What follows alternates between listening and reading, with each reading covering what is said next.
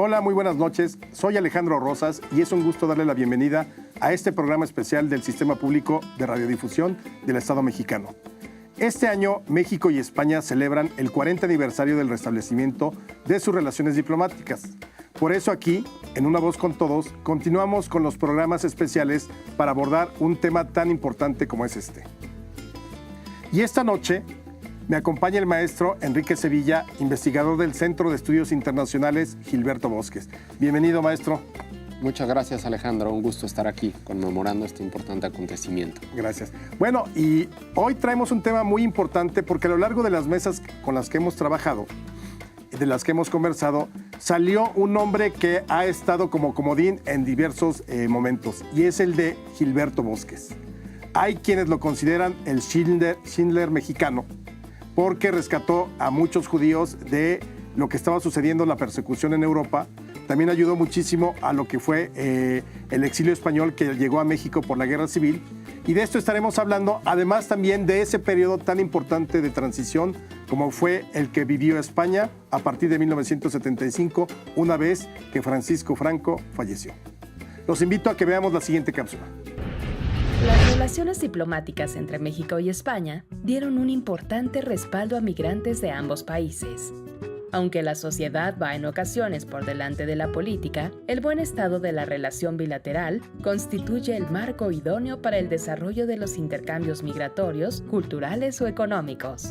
La llegada de la democracia a España y la aproximación entre ambos gobiernos hizo posible un cambio de grandes consecuencias. No obstante, las ciudadanías de ambas naciones llevaban ya años experimentando una unión traducida en familias e instituciones, muchas de ellas procedentes del exilio, pero también de otras épocas históricas. A continuación nos adentraremos en las implicaciones de la política, la sociedad y la democracia en el fortalecimiento de la relación México-España.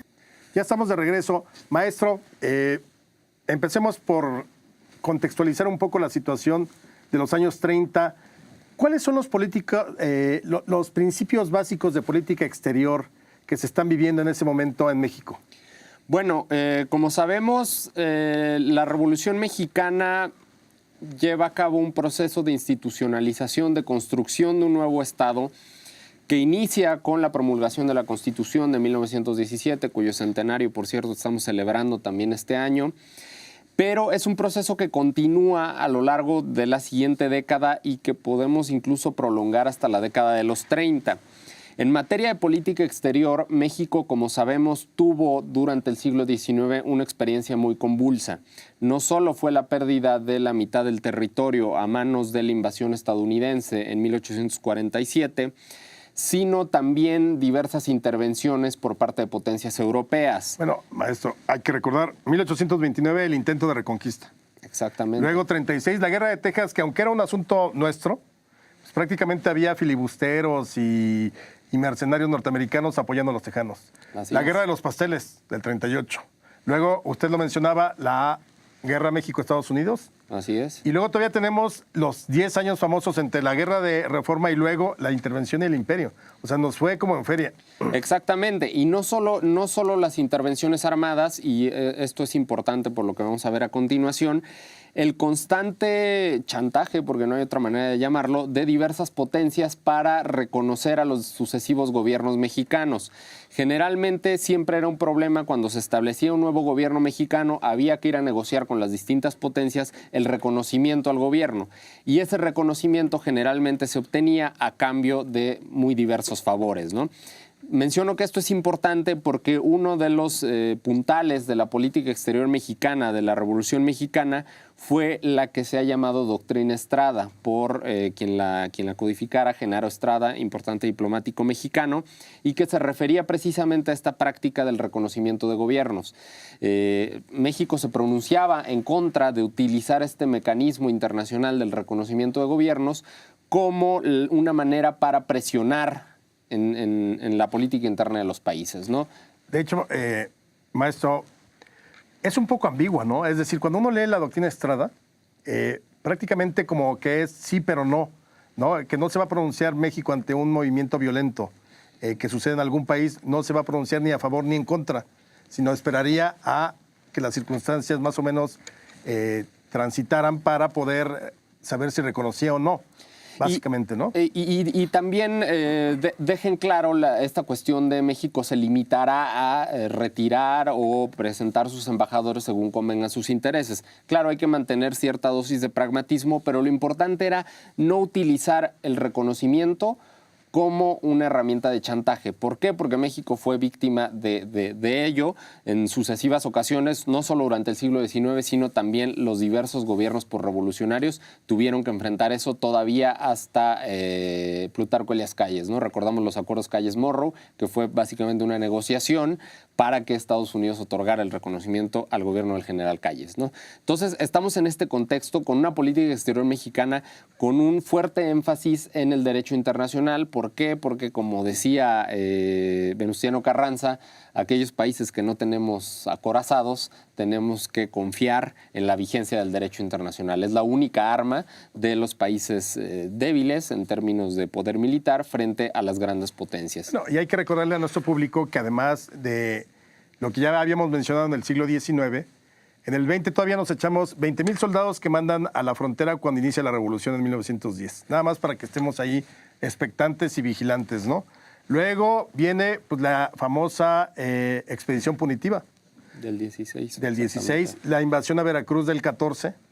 Es decir, sí había verdaderamente un énfasis en que nos había ido como en feria en términos de las relaciones, sobre todo con Estados Unidos. De ahí que tengamos una constitución tan nacionalista como la que se firma en Querétaro y se promulga el 5 de febrero del 17. Exactamente, y es precisamente en este contexto, en las décadas de los 20, de los 30, cuando empieza a ascender el fascismo en Europa. Bueno, en México estas condiciones en Europa se alinean con el ascenso del gobierno del general Cárdenas aquí en México, que como sabemos tenía una afinidad ideológica hacia el socialismo. Recordamos que implantó el proyecto de educación socialista, la expropiación petrolera, la reforma agraria, etcétera, etcétera. Por tanto, el gobierno de México fue abiertamente y vocalmente opuesto al ascenso del fascismo y a las prácticas internacionales del fascismo.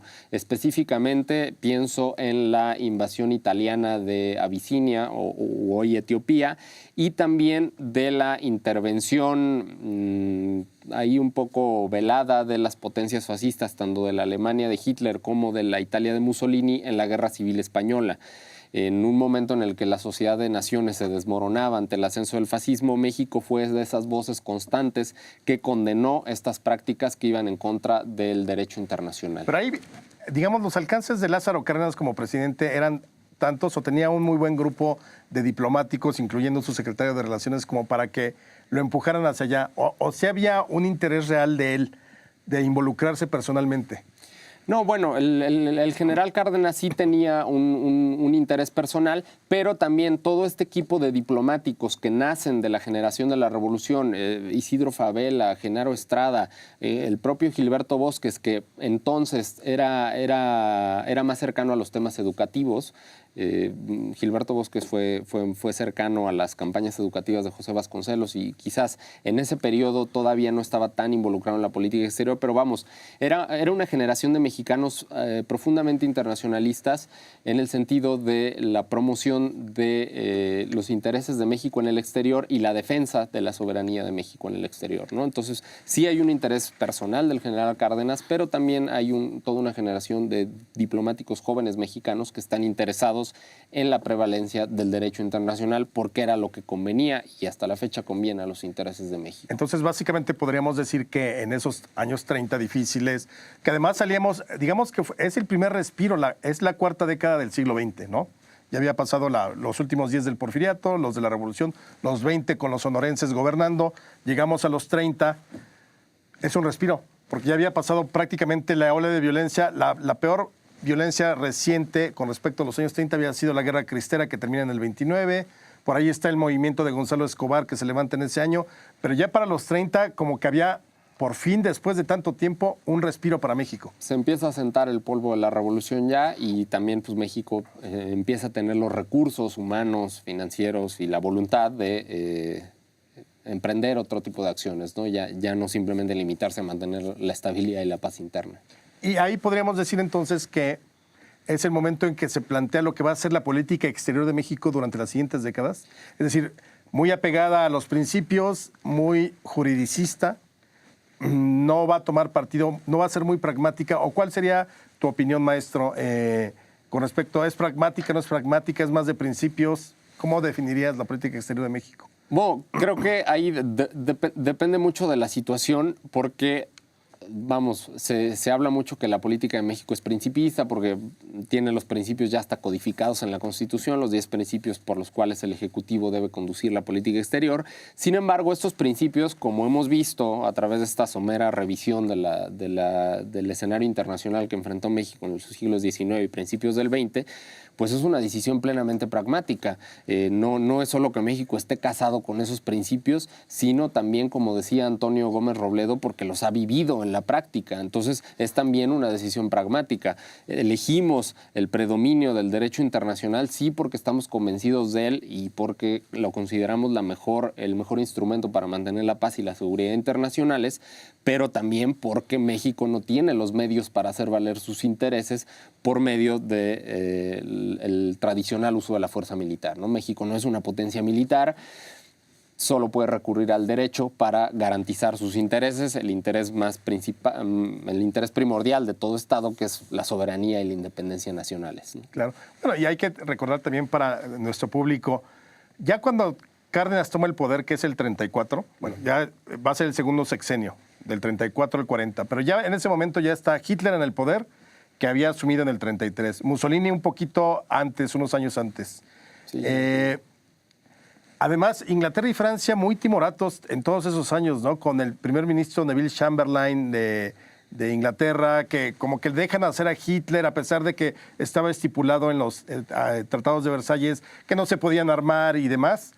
Como que lo dejan hacer, no quieren meterse con esa Alemania que está creciendo y que se está poniendo pues brava frente al mundo, ¿no? Bueno, después de una guerra como lo fue la Primera Guerra Mundial, en la que incluso los países vencedores terminaron con una generación de vidas perdidas, terminaron con la industria devastada, el ánimo de los europeos no era el de ir a una guerra. Acaban de terminar la gran guerra, la guerra para acabar con todas las guerras, como se le llamó a la Primera Guerra Mundial en su momento. No querían ir a la guerra otra vez, con excepción de Alemania, porque como sabemos en el Tratado de Versalles se le imponían condiciones draconianas, que fueron las que utilizó Hitler para motivar todo este sentimiento nacionalista. Entonces, con excepción de esta Alemania agresiva, el resto de los países europeos no querían ir a la guerra. Y lo vemos, la actitud de Francia, de Inglaterra, al intentar apaciguar al fascismo, es evitar la guerra a toda costa, ¿no? Ya cuando se dieron cuenta que la guerra era inevitable, pues ya era muy tarde, y eso en parte explica la rapidez del avance de la Alemania nazi durante los primeros meses de la guerra, en el 39 y el 40, ¿no? Y bueno, 2 años después de que toma posesión Cárdenas, o sea, en el 36, estalla en España la Guerra Civil. Exactamente, la guerra civil, considerado por muchos como el teatro de ensayo del armamento que se utilizaría posteriormente en la Segunda Guerra Mundial. ¿Y coincides con eso? En cierta medida sí, por la participación de la Alemania nazi y de la Italia fascista, que digamos es el primer ejercicio armado donde estas dos potencias utilizan el nuevo armamento, sus nuevos tanques, sus nuevos aviones, etcétera, ¿no? Ya metiéndonos un poco más a lo que nos compete, la relación entre México y España, es importante también decir que desde un principio el presidente Cárdenas manifestó su simpatía y su solidaridad con la causa republicana. Desde 1936, México envió, está documentado, alrededor de 20,000 armas desde Veracruz y como 20 millones de cartuchos, todos de fabricación nacional, para las fuerzas republicanas españolas. El entonces embajador de México en Madrid, Manuel Pérez Treviño, llegó a asilar incluso hasta 800 republicanos españoles en la sede diplomática de México en Madrid. México desde que inició la guerra civil fue afín a la causa republicana en todo momento. Y también es un hecho inédito porque no vemos otros ejemplos de la política exterior de México interviniendo a ese nivel de llevar armas. Me parece, si no mal recuerdo, es el único caso donde México participa con armas. prácticamente apoyando a una de las dos partes en un conflicto interno. Porque evidentemente, por ejemplo, lo del Escuadrón 201 nos llevó a participar en la guerra y esa fue la única parte armada de México. Pero en este caso sí hubo una cosa que no había sucedido. Claro, se trata de algo inédito y mencionas al Escuadrón 201, ahí, bueno, es clara la diferencia porque México estaba en estado de guerra con las potencias del eje. En este caso no hay ninguna declaración formal de hostilidades y es un apoyo militar, financiero, formal a un bando en un conflicto genuinamente interno, ¿no? Yo creo que es en efecto un caso inédito en la política exterior de México que se explica, y aquí sí hay que recurrir a los afectos personales, por esta afinidad del general Cárdenas con la facción republicana española, ¿no? Y que motivaría lo que fue toda la política de México hacia el régimen de Francisco Franco y hacia el gobierno republicano en el exilio. Perfecto. Maestro, vamos a hacer un corte, vamos a una breve pausa. Y regresamos en un momento para, entonces sí, ya después de este contexto para nuestro público, para estar bien empapados del tema, nos vamos a ir a conocer personalmente quién fue este personaje Gilberto Bosques. Regresamos en un momento, no le cambie.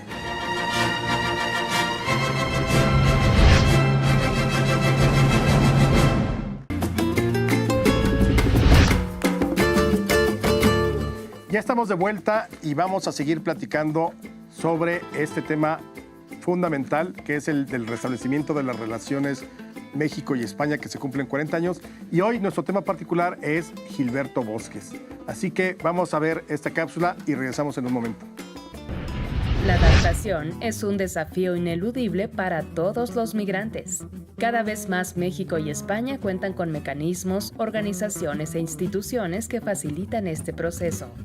El desarrollo de las embajadas y consulados, centros de cultura y comercio, casas regionales, así como los acuerdos resultantes de las cumbres políticas internacionales, conforman un universo que facilita el conocimiento y reconocimiento mutuo.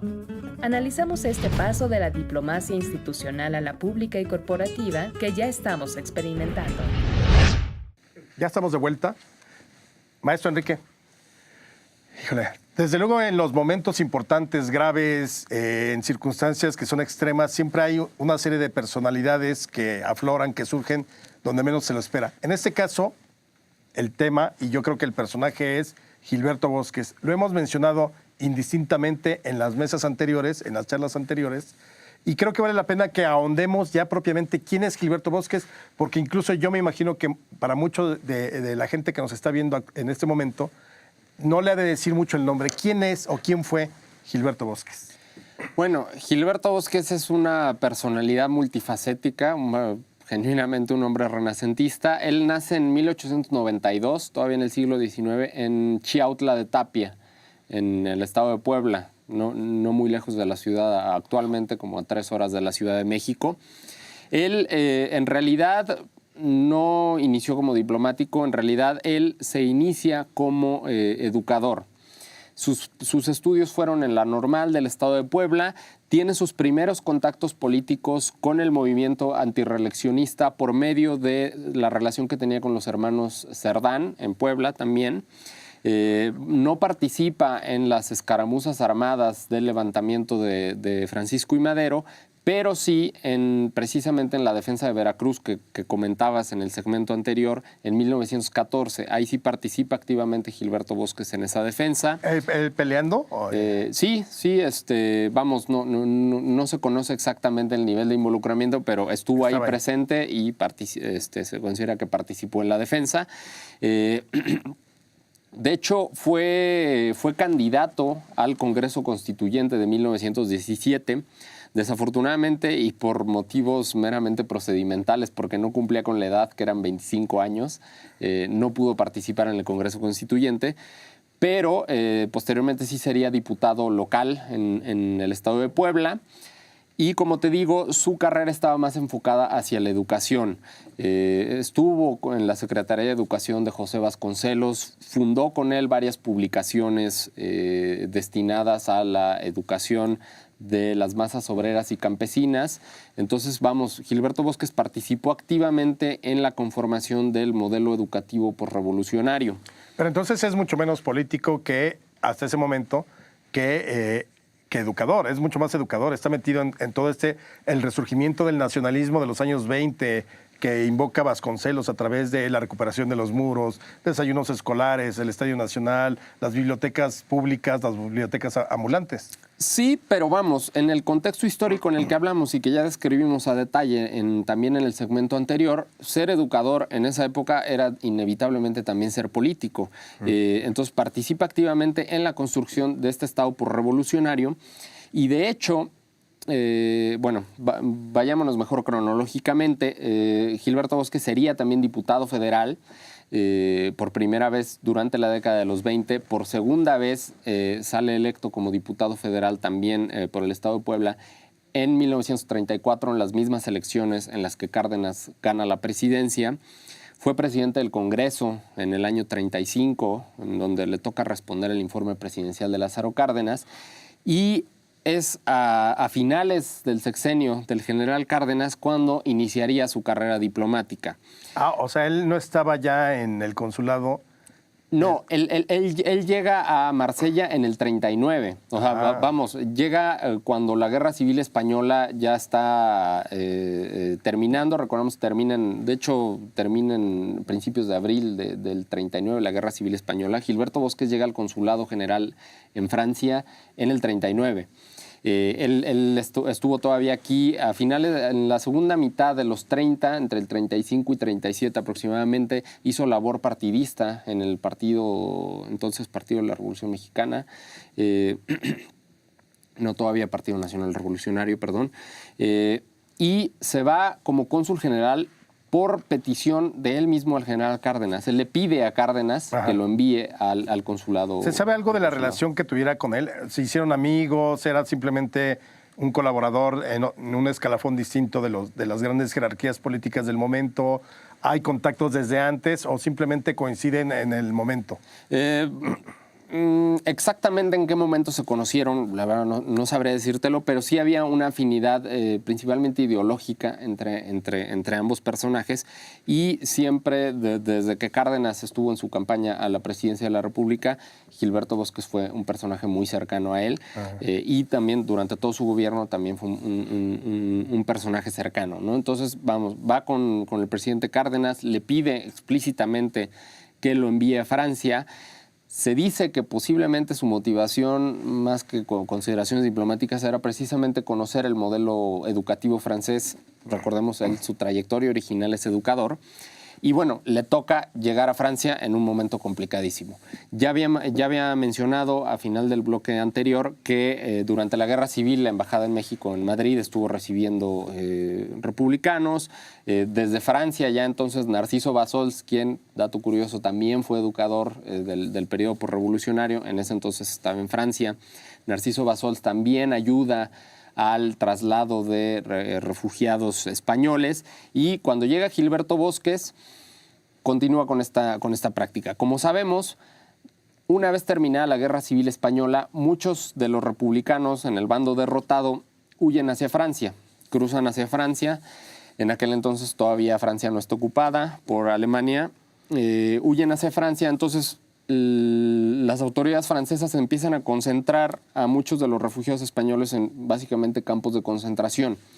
Y ahí Gilberto Bosques relata que él iba a los campos de concentración buscando específicamente a estos refugiados españoles.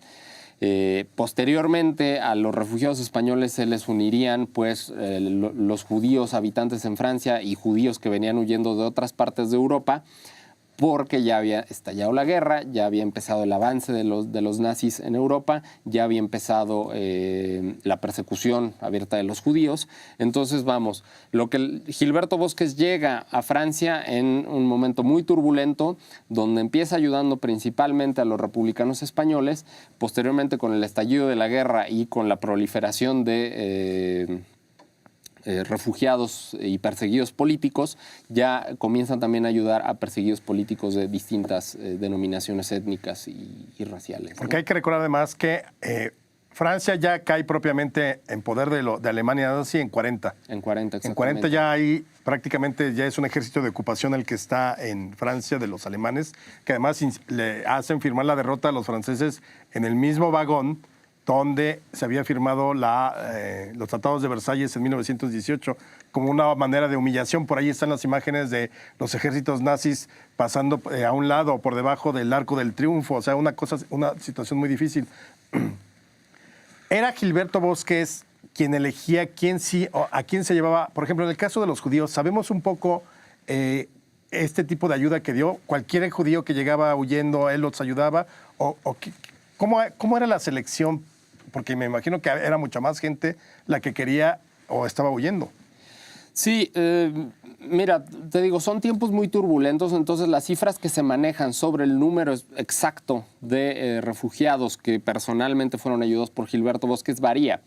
Se estima que aproximadamente 40,000 personas fueron beneficiadas por la acción directa de Gilberto Bosques en la Francia ocupada. No necesariamente los refugiados españoles, sino ahí ya podía haber... No, sí, en estos 40,000 entran de distintas denominaciones, ¿no? Refugiados españoles específicamente, en todo el periodo que va desde la guerra civil, durante la Guerra Civil Española y los años de la Segunda Guerra Mundial, se estiman como 20,000, 30,000 de puros refugiados españoles, que ahí se incluyen a los que ayudaron distintos representantes mexicanos, ¿no? De Gilberto Bosques se estiman 40,000 personas ayudadas por visas aprobadas por él directamente de diversas denominaciones. El problema, como mencionas, en 40 cae Francia y las trabas burocráticas para los trámites de asilo se vuelven mucho más complicadas. Y entonces es aquí donde ya el propio Gilberto Bosques desempeña una labor mucho más personal, que ya no solamente la asistencia consular. La asistencia consular y la asistencia que exigía el posicionamiento político de México ante los conflictos en Europa. Aquí es cuando entra la persona Gilberto Bosques y junto con su familia van a los campos intentando sacar al mayor número posible de personas que estuviesen ahí, según se lo permitiesen las condiciones y las autoridades de ocupación francesas. Eran campos de refugiados que habían llegado, digamos, de España a Francia. ¿Se sabe si estos campos estaban todavía ya bajo dominio alemán o eran la Cruz Roja o era el gobierno colaboracionista francés? Eran campos del gobierno colaboracionista francés, porque después de la ocupación de Francia, la sede del consulado de México que tenía Gilberto Bosques se establece en Marsella, en la zona de la Francia ocupada, no en la zona de la Francia ocupada, sino en la Francia de Vichy, o sea, el gobierno colaboracionista, no exactamente donde estaban los nazis. Sin embargo, también en esa zona, el gobierno del mariscal Pétain establece campos de concentración para perseguidos políticos españoles, porque del sur de Francia llegaban muchos españoles, y también pues, de judíos que venían huyendo del resto de Europa, ¿no? Entonces claro, son campos de concentración operados por el gobierno colaboracionista francés, y precisamente por eso fue muy complicado para Bosques, pues simplemente, si llega a un campo de la Cruz Roja, pues supongamos que habría la posibilidad de llevarse a quien quisiera, ¿no? En el caso de un campo controlado por este gobierno, enfrentaba muchas trabas burocráticas. Y tenía que hacer mucha labor diplomática. Sí, exactamente. Maestro, cuéntanos acerca de lo que se dice, que no es un se dice, está comprobado.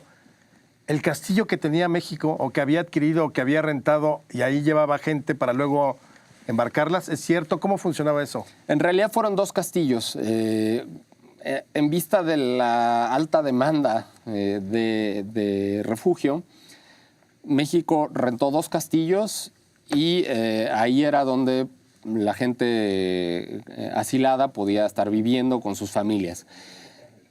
Estaban en tiempos de guerra, era muy complicado obtener provisiones para mantener a tanta gente. Entonces, lo que hizo, y por eso es tan importante, e insisto en el componente personal de la labor de Gilberto Bosques, es porque también su familia estuvo involucrada en ello, es organizar la vida en estos 2 castillos de manera que los propios asilados también contribuyeran. Se establecían talleres técnicos para oficios muy básicos, carpintería, electricidad, lo que fuese, huertos, se conseguían los animales que se pudiese para que estas 2 sedes del consulado mexicano fueran autosustentables. ¿Y sí se logró? Pues digo, pues sí, sí en la medida que no conocemos que haya habido pues, muertes por desnutrición o cuestiones similares en estas sedes, sino, pues vamos, la gente pudo sobrevivir, subsistir en una época de guerra, en lo que Bosques gestionaba los trámites o conseguía las embarcaciones necesarias para la gente con los visados ya aprobados se embarcaran hacia México, ¿no? Entonces, pues bueno, fue toda una epopeya. En 43, si no mal recuerdo, es cuando ya a Gilberto Bosques lo apresan las autoridades colaboracionistas francesas, lo deportan junto con su familia y otros diplomáticos de otros países hacia Alemania. Y en el 44, al año siguiente... ¿Y ahí los tienen detenidos en Alemania? Los tienen detenidos en un hotel, a toda la familia, por varios meses, hasta que en un canje de prisioneros consiguen liberarlo. De ahí viene a México en el 44, poco antes de que terminara la guerra, y está esta anécdota muy simbólica y que es por la que se recuerda generalmente la figura de Gilberto Bosques, que bueno, él viajó de Europa, llegó a Nueva York, de ahí en barco hasta Veracruz y de Veracruz a la Ciudad de México en tren. Entonces se cuenta que miles de personas fueron a la estación de Buenavista a esperar la llegada del tren donde venía Bosques. Y a pesar de que se dice que el tren se retrasó varias horas, la gente lo esperó y recibieron pues entre vítores a Gilberto Bosques porque lo reconocían claramente como la figura que marcó la diferencia para que ellos pudieran salir de Europa, claro, y llegar a México sanos y salvos, ¿no? Entonces ahí termina esta importante etapa, y que es la etapa que se conoce de la vida de Gilberto Bosques, pero no termina su biografía y su labor diplomática. Y específicamente relacionado con España, un episodio pues por demás desconocido para el grueso de la población, incluso yo pensaría que también para la historia diplomática mexicana, es la labor que siguió haciendo por los refugiados españoles durante los próximos años, porque ya dijimos, regresa en 44 a México, en 46 lo envían como embajador, ahora sí embajador en pleno derecho, a Portugal, que como sabemos entonces era gobernado por la dictadura de Salazar, del primer ministro Salazar, estrecho aliado de Francisco Franco. Gilberto Bosques narra que una de sus prioridades seguía siendo la protección de los republicanos españoles. Se entrevista directamente con Salazar. Salazar obviamente intenta mantener el tema de la ayuda a los refugiados españoles fuera de la mesa, porque la práctica común de Portugal en aquel entonces era, si llegaba un español huyendo, era entregarlo al gobierno de Franco, ¿no? Y Gilberto Bosques consigue una especie de pacto informal para lograr ayudar a varios republicanos españoles y sacarlos de la Portugal de Salazar durante el periodo que estuvo como embajador, que fueron aproximadamente 4 años, del 46 al 50. Oye, nada más para concluir este bloque, cuando hablas de lo que dijo Gilberto o lo que escribió, ¿hay algún libro de memorias o algún libro que tú recomendarías para nuestro público para acercarse a esta biografía? Bueno, recientemente en el Centro de Estudios Gilberto Bosques del Senado de la República publicamos, con motivo del 5 aniversario del establecimiento del centro, publicamos una nota de coyuntura que se puede consultar en nuestro sitio de internet, y adicionalmente, desde luego, está la obra de Lilian Lieberman, un libro editado por el Colegio de México recientemente, que incluye también un documental. Ella lo hizo, sí. Un documental que se llama Visa al Paraíso, que habla específicamente sobre el episodio durante la Segunda Guerra Mundial, pero donde se incluyen varios testimonios, incluidas entrevistas del propio Gilberto Bosques. Muy bien. Donde personalmente cuenta su experiencia de todo lo que hemos platicado aquí. Perfecto. Bueno, es momento de hacer una pausa. Regresamos en un momento con nuestro último bloque y con un tema también muy importante. Dejamos atrás a Gilberto Bosques y nos metemos de lleno al asunto de cómo fue la transición en España una vez que murió Francisco Franco en 1975 y cómo terminamos ya en el punto del restablecimiento de relaciones diplomáticas. No se vaya, quédese aquí con nosotros. Regresamos en un momento.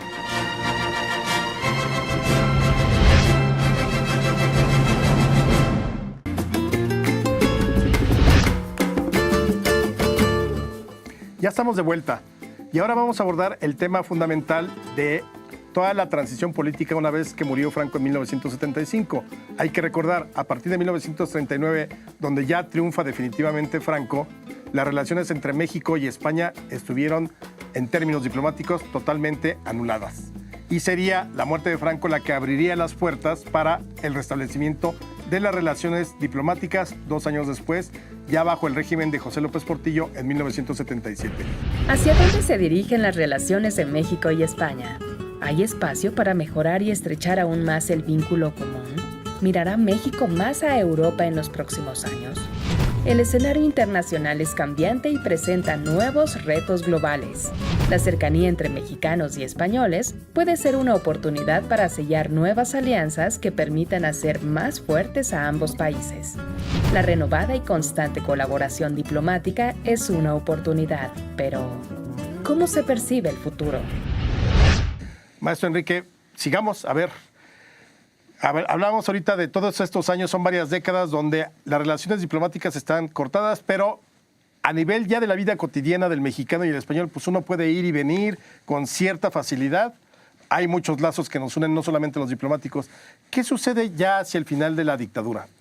Claro, bueno, como mencionas, la relación diplomática oficial entre Madrid y la Ciudad de México está cortada, pero no necesariamente entre México y España, porque bueno, sabemos que México mantiene su reconocimiento al gobierno español en el exilio, que estaba ubicado en París. Como dijo el presidente López Mateos en una gira precisamente en París, cuando se le preguntó sobre las relaciones con España, que cuándo iba México a restablecer relaciones con España, y que en una frase el presidente López Mateos dijo, con España todo, con Franco nada. Entonces, hacer esta distinción muy claro. de que no había ningún problema con España. Bueno, ya vimos, se recibieron a millares de refugiados españoles en México, comunidad vibrante en términos académicos, culturales, como ya se ha visto en esta serie de programas especiales.